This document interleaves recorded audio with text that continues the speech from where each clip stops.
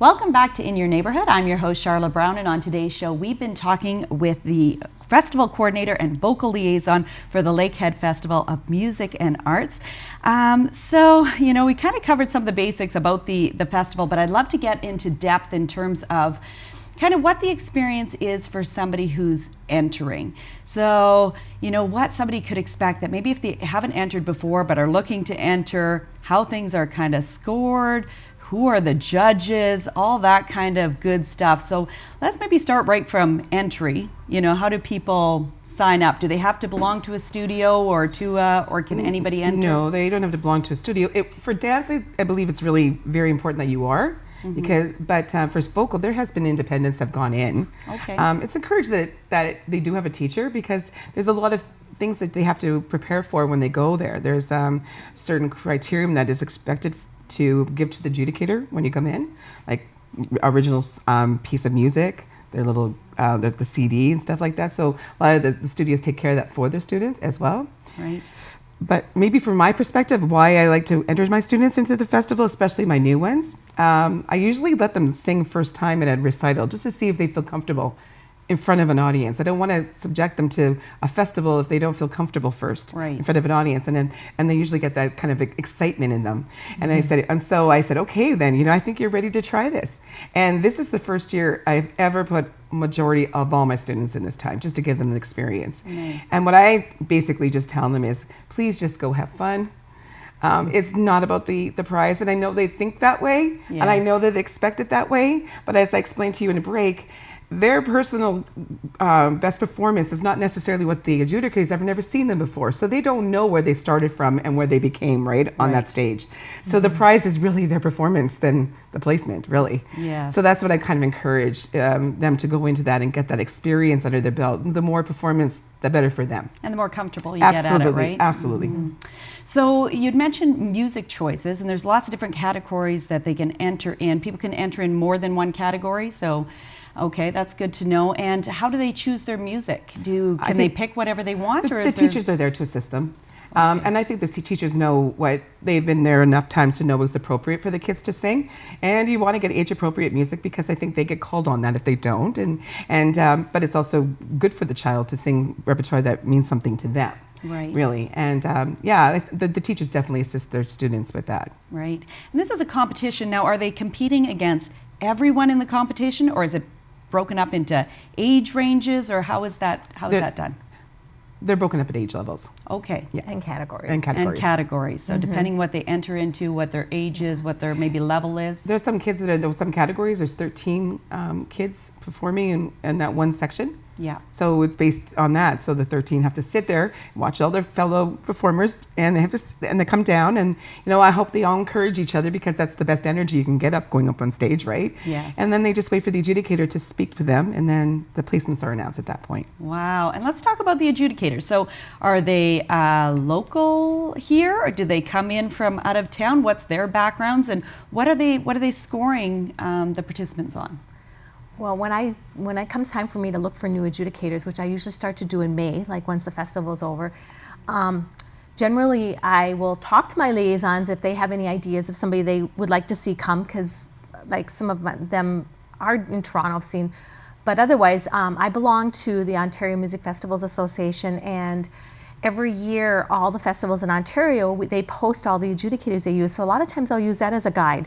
I'll go on to there, I'll look at, okay, now this one, and then I'll get a recommendation from that coordinator or the person that runs that festival and say, how was this person at your festival? Were you happy with them? Mm-hmm. And I'll look at it that way. And I've gotten some great adjudicators that way. Lots of times from provincials, the kids that go to provincials, I'm a lot of times at provincials.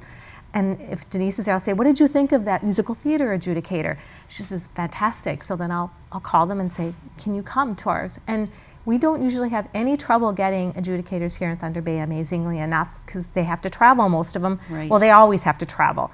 I mean, we've got them coming from Winnipeg this year, from Toronto, from Saskatchewan. Like, they're coming from a lot of different places this year. And Right. everybody says, pretty much said yes right away. So we're fortunate that they like to come here. But I think that our Lakehead Festival has built up a fairly good reputation out there in the province of Ontario. And they're excited to come here. Yes, they Very are. excited. Yes. That's awesome.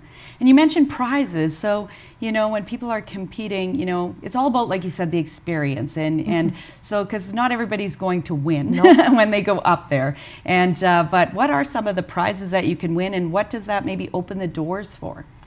Well, in vocal, I'll speak of vocal, you get a first and second and third placement. But in musical theater, anyone that's been recommended from that, whoever wins their class or gets a certain mark, will be recommended to go to the provincial level to compete, which is fantastic because you're representing the city. Yes. And you go down there. So that for me has always been the great reward that comes out of that as well. And the same with the vocal grades, all the grade levels, they get chosen as far as their grade level, what they receive in their percentage. They get recommended from the adjudicator as well. So it's really nice to have representation going down into Toronto for that. Absolutely. As far as the pop is concerned, there's many scholarships given out at the gala to recognize them. Nice. There's plaques for the junior, the intermediate, and the senior vocals. So there's lots of covered there to make them feel very special. But it's also, at the end of the day, I love the fact that the adjudicator does spread the wealth around and gives acknowledgement to the students that are involved, especially growing through the process through the week. Yes. If they've done a country and they listen to their adjudication and they go down and do a Disney category and they listen to everything the adjudicator says, I find the adjudicator really listens and pays attention and rewards the students for that. That's awesome. And is that similar in terms of the dance side of things too? The dance as well, there's a first, second, and third, and it's the same thing as well. We've changed up the dance slightly where this year the dancers will get, because in dance they get, based on their mark, they could get a diamond, a platinum, high gold, gold, silver, high silver, silver. They can get those designations depending on where their mark falls, and we've got pins for each of those areas. But there are also scholarships that the Thunder Bay Society of Ballet and Dance has for the dancers that are based pretty much on marks. And then there's some adjudicator scholarships, choice scholarships that are given out as well, and some plaques. So it's kind of fun. They have an opportunity that way as well.